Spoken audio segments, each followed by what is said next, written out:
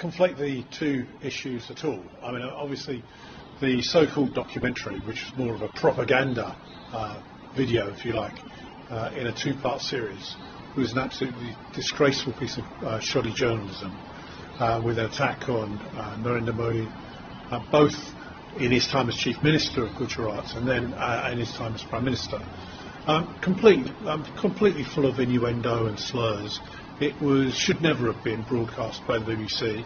And of course, because the BBC has a worldwide reputation, people think, oh my goodness, this must be true. But it was produced by an external organisation, overseen by the BBC, and then broadcast as the truth. Well, it's far from the truth.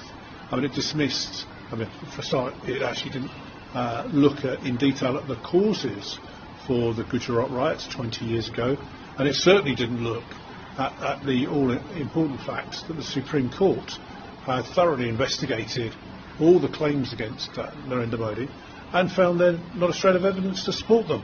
So, the reality was that Narendra Modi, as Chief Minister, had done his best to try and appeal for calm. He looked at additional police resources, not only within Gujarat but beyond, and eventually had to call in the army to help to quell the riots.